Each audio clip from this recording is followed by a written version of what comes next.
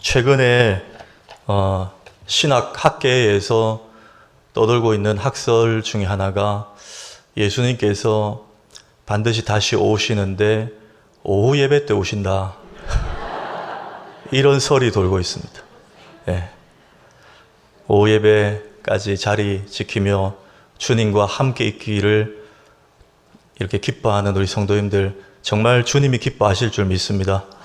우리 옆에 분들 한번 축복하겠습니다. 당신은 주님이 기뻐하시는 성도입니다. 시작. 네.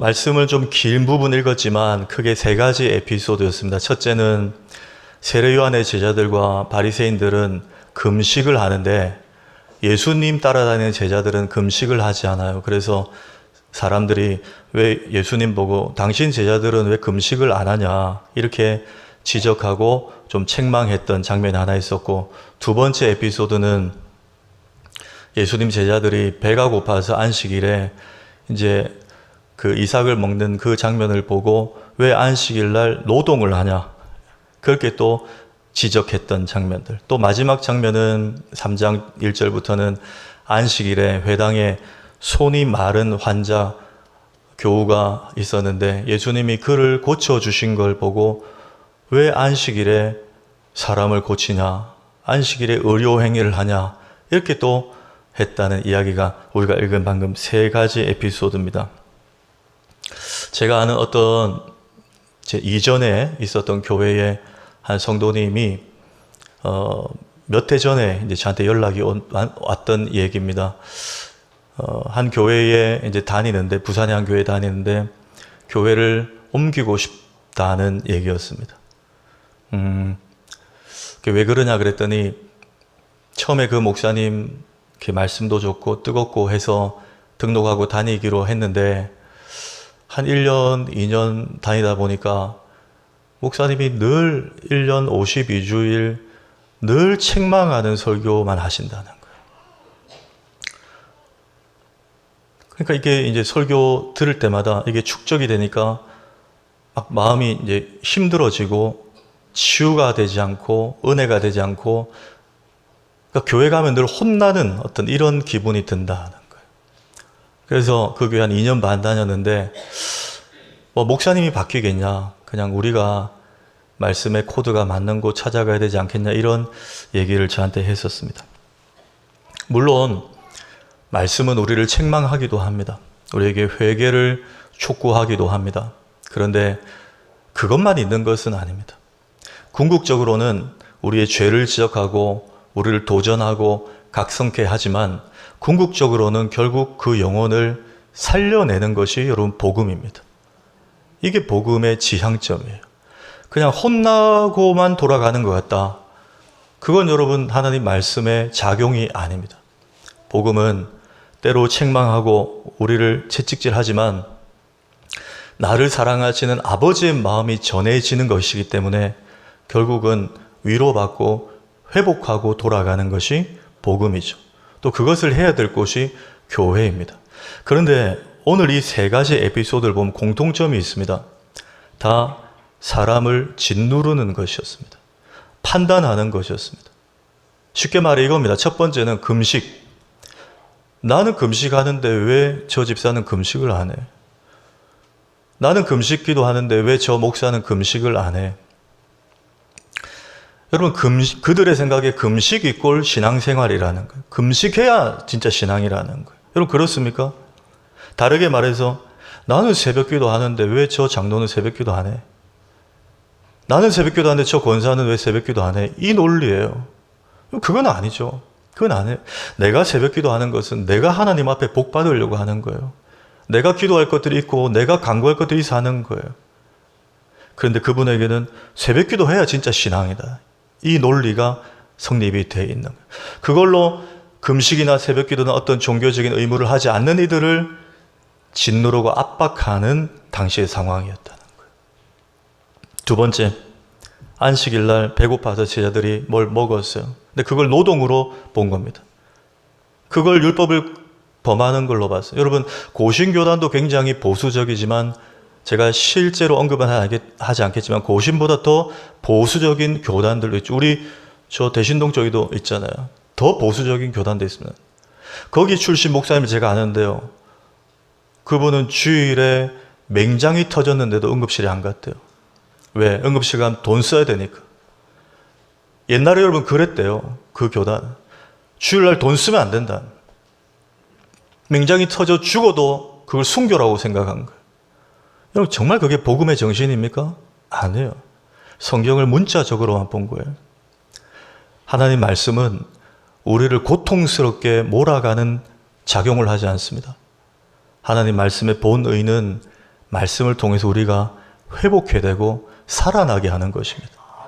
그런데 왜 제자들은 그걸 따서 먹어? 그래서 예수님이 다윗이 사울에게 쫓길 때 그 아비아달 제사장에 가서 진설병이 떡이죠. 안식일 날 성전용 떡. 그거라도 제사장이 먹이게 했지 않느냐는 거예요. 그 말은 뭐죠? 배고프면 먹는 거지. 그게 안식이라고 상관없다는 거예요. 안식일은 사람을 살려내는데 가치가 있다는 거예요. 주님이 그걸 지금 교정시켜 주시는 거예요. 세 번째, 안식일에 회당에 손 마른 환자가 있었습니다. 여러분 지금 우리 시대라 생각해 보십시오. 목사님이 예배 인도를 하다가 몸이 너무 아픈 분이 앞에 그냥 막 돌발적으로 기도하러 나왔는데 목사님 성령의 감동으로 기도를 했어요. 안수를 했어요. 하나님 저 영혼을, 저 육을 기도합니다. 위에 기도합니다. 그런데 혹 성도들이, 그런 분 우리 교회는 안 계시겠지만, 설교 중에 뭐 하노? 근데 그분이 살아났어요. 치유가 됐어요. 설교가 더 중요하지. 뭐 그 살아난 게 뭐 중요해. 어디 설교 시간에 딴 거 하고 말이야. 지금 이렇게 했다는 거 아닙니까? 설교도, 치유기도도, 금요철야 찬양도 여러분 사람을 살려내는 거예요. 이건 결국 다른 차원이 아니고 결국 모든 것이 사람을 살리는 작업이에요. 예수님은 거기에 생명을 가지고 사역을 하셨는데 이 율법주의자들은 그 정해진 율법의 틀을 범하느냐 안 범하느냐만 관심이 있었고 사람이 살아나느냐 아니냐는 관심이 없었다는 거예요. 오늘 공통적으로 이 세 이야기가 다 그걸 말해주고 있습니다. 여러분, 교회는 또 주일은 우리가 회복되는 날입니다. 우리가 살아나야 되는 날이에요. 그래서 저는 물론 어떤 분들은 뭐 어떻게 생각하실지 모르겠어요. 제가 뭐 그렇게 웃기는 사람은 아니지만 그래도 주일 낮 예배 때 이 강단에서 한 번씩 제가 망가지는 것은 뭐 이렇게 하고 하는 것은 우리 성도님들이 말씀과 전혀 상관없는 건 제가 안 하잖아요. 근데 그 말씀 속에서 필요한 어떤 때로는 유머나 예화나 이런 것들을 통해서 말씀을 그대로 잘 흡수하시고 살아나게 하기 위함인 줄 믿으시기 바랍니다. 그래서 교회 오면 행복하고, 아까 제가 2부에 마치고 이제 지하의 식당에 엘리베이터 타러 딱 내려가는데 어떤 권사님, 은퇴 권사님 두 분이 이렇게 마주쳤어요. 근데 권사님 그러세요. 목사님, 오늘 목사님 때문에 많이 웃었습니다. 그러세요. 잘하셨어요. 교회 와서 웃으셔야죠. 교회 와가지고 안 그래도 세상 짐이 무거운데 교회 와서 짐 하나 더 지고 돌아가시면 되겠습니까? 교회 갔더니 목사가 자꾸 뭐라 하더라. 지나 잘하지. 이렇게 되는 거예요. 그럼 막 마음이 거부 반응이 일어나는 거예요. 여러분, 부민교회와 부민교회 주일 예배는 영혼들이 살아나는 예배고 살아나는 장소인 줄 믿으시기 바랍니다. 전 우리 성도님들이 다른 거 뭐 조금 우리 교회 부족한 거 있겠죠. 문제점이 있겠죠. 그러나 주일 예배 오셔가지고는 다 살아나셔야 돼요. 회복되셔야 돼요. 정죄하던 시각에서 긍휼히 여기고 품는 시각으로 바뀌고, 내가 봐도 저분이 하나님이 나를 보면 내가 얼마나 모자라겠는가. 그런 마음이 확 풀어지는 거예요. 그래서 오늘 제가 이 세 가지 에피소드를 가지고 제목을 3장 5절 마지막에 그 손이 회복되었더라. 이걸 키워드로 잡았어요. 여러분, 부민교회는 사람 살리는 교회인 줄 믿으시기 바랍니다.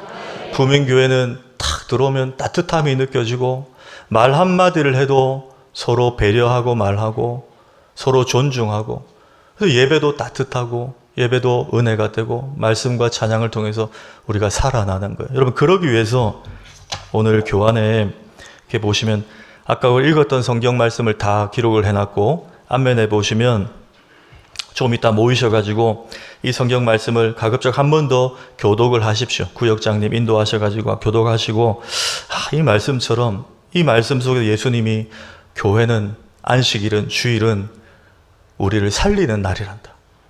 우리가 서로 살리는 역할을 해야 된다.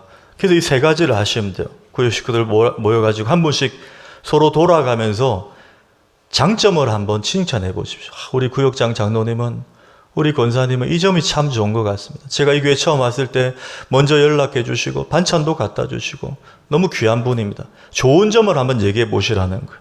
또 우리 교회 좋은 점 2가지만 한번 얘기해 보십시오. 뭐 제 얘기 할 거 없어요. 하지 마세요. 절대 하지 마세요. 제 얘기 하지 말고, 우리 구역 식구들 또 우리 교회 장로님들 얼마나 좋습니까? 우리 교회 좋은 점들 칭찬 2가지 이상 꼭 하시고, 지난달에는 아까 우리 정희성 선생님 말씀 뭐 하셨죠? 찬송가 3곡 다 까먹으셨습니까? 지난달엔 찬송가 3곡 부르기 했는데 이번에는 1, 2, 3번 이거 하십시오. 칭찬하시고, 그리고 지난주 감사주일 우리 지났지 않습니까? 근데 이번 한 주간 지난주 감사주일이었나 싶을 정도로 우리 입술에 불평과 원망이 또 있었잖아요. 그거 다시 한번 마음 다잡고 올 한 해 감사했던 일, 이제 다음 달이면 크리스마스예요. 이제 곧 성구 영신 예배입니다. 이렇게 한 해 가다 보면 우리 금세 하나님 앞에 섭니다. 감사할 거 있어야죠. 하나님 앞에 감사의 열매 가지고 가야죠. 감사할 것들 한번 나눠보십시오. 그래서 그렇게 고백하고 또 간증하고 찬양하고 기도하고 그렇게 오늘 마치면 되겠습니다. 여러분, 다시 한번 하십시다. 부민교회는 사람 살리는 교회입니다. 부민교회에 오면 영과 육이 회복됩니다. 여러분, 믿으십니까? 네. 그러기 위해서는 저만 힘써서 안 되고 우리 성도님들 모두가 그런 가치관을 가지셔야 돼요. 그렇게 되기를 축복합니다.